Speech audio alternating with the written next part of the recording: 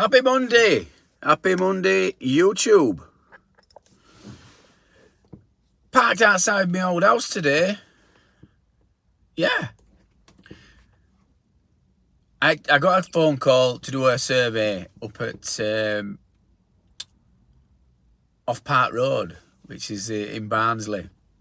And when they sent all the details through and I filled up acceptance form out, it had my old postcode on it, and I noticed that, and I thought that's only a few doors off where I lived.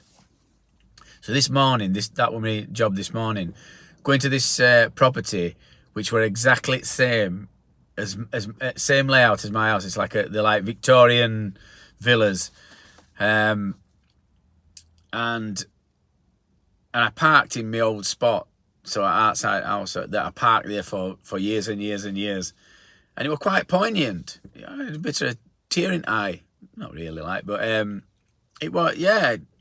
I think the only reason is because I always wish, I mean, I don't have many regrets in life, but one of the things that I wish I'd have done, and I wish I'd have had resources to do 23 years ago when I sold my house, was to rent it out. But I sold it because I didn't know about, remortgaging, renting and things like that. It weren't as widely available as what it is now. And I wish I'd have had them tools back then, because I sold it, banked all money, and then went on to my next house. Whereas it's such a lovely property. It had all original features in. I'd not done basement, so it had a long basement. You could walk out in the garden, and it weren't converted because I weren't doing it at that point. And going to this property today reminded me of my old house, and we got talking about it. And yeah, it's a shame. And thing is, person that lives in that property now, she's my dental hygienist, and I always ask about my property. Yeah, so it's pointing. But one of the things I wanted to say is, so this property that I went to, when I went in, they'd had all hallways skimmed, and there were some damp patches in the hallway after this builder had done some work, and they'd got these people off a checker trade, and plastering were rough as old. It were rough as old, terrible. And I asked them, I says, what do you all think of plastering? And they says, well, with an idea it weren't good, but the builder said that they were going to sand it down. They're coming back next week to sand it down and then paint it. And I said, I won't even let him through the door. It was terrible. And he's done all the job, and they're a young couple. They're not from here. She's from Australia. He's from down south, and I think they've pillocked him. It's just rough. It's just rough plastering. As a plasterer, when you look at it, you just know. And I can't make my mind up what they've been doing. How they've ended up with getting it so rough. I've seen rougher. It's not worst I've seen, and it didn't have like great lines in it and stuff. And I have seen some bad ones around Barnsley. We used to follow, I'm not going to name him, but we used to follow a bloke, and we used to follow him regular.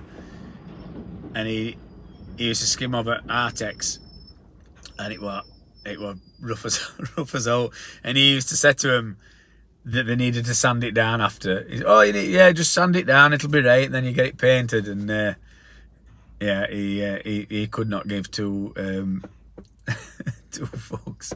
But this couple, I felt for them. So they'd got, I mean, all issues they've got weren't to do with this builder. So they bought property. They've not had a proper damp survey done. They'd had I think a home buyers survey, valuation survey, and they'd not kind of picked up on a lot of issues. So they've got light well at front with just a metal grill over it.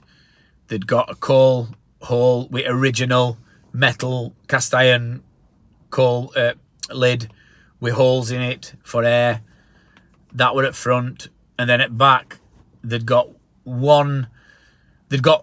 windows at back that had been boarded over, and then just like oils drilled in them to try and give them a bit of airflow, which is just not adequate. And what were happening at front is, obviously with these metal bits and that, when it rains, water was just running into access and then into cellar, and that's causing issues because once it pools in cellar, it's got to then evaporate, and then that travels upwards. And if there's any cold spots around there, which it was, 'cause it's near the door, it was just condensing on wall there, and there was some salts in plaster as well. So I've got that to write up yet. I've got their report to write up. But so once I'd finished there, I think it was about 10:30. So and I'd not had a coffee, so I went into Barnsley. I like a Costa now and again, but my favourite is from Coffee Boy. I like a soya latte from there. So I went and sat in there and did a bit of social media for an hour, and spoke to a few people on emails, tidied all them up, and then went back to mine and in office. Well, got my laptop out, and then just started doing these reports from the surveys that I did on Thursday and Friday. So we've got about 4 or 5 to do this week. So it's just surveys this week. That's all we're doing, surveys and drawings. And then I'll be going out, probably doing some more surveys as well. One of the surveys I did last week, I sent the guy it this morning, and we've got that job that's booked in for in a couple of weeks. So we've got that one to do. And I sent one Sunday from a big survey that we did in London. Sent the guy that one through, and hopefully he's not sat with his head in his hand crying, because we can't go down and do work. I've done him survey, but we can't do work because it's just too far away. It'd just cost too much for me to go down and do that, because I'd be wanting to stop in Savoy. I'm not stopping any shitholes down London. Rat-infested Airbnbs down there. You're closer to rats down London than what you are up here, I'll tell you that now. They're just everywhere. You're within a foot of one, apparently, anyway, in London. You're definitely not up here. I know these rats and they're in fields, but we've got all fields for them to go in. I've seen them in town centre, but apparently they're just running about in shops and that in London. My worst nightmare, if somebody said to you, right, well, Sam, we want you to go and live in London.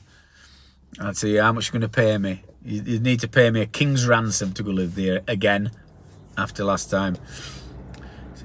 I think I were on about it when I came back up, how bad it was. Just driving through North London, I was just looking at all houses, and the stress levels were just going up. Just thinking that if you live there, you've got to get in traffic and to go anywhere. If you go for a pint of milk, you've got to get in traffic, and you're going to be 3 hours just queuing in traffic just to go to the shop. So yeah, that'll not happen. But we've told him what's needed. I think they might be doing some at work this ends. It's a shame because a lot of work's he's got to replace some floors and things like that. But so he's got his survey, and what else?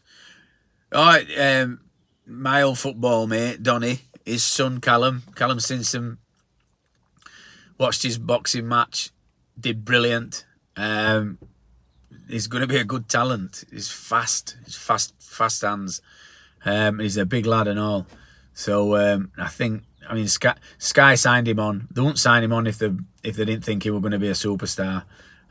He's got looks.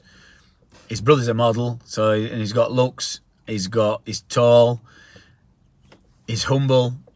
Such a nice, caring kid like his dad, and and he's going to go a long way. He's going a long way, and he's proud to be from where we are. Barnsley he shouts it from rooftop like what I do.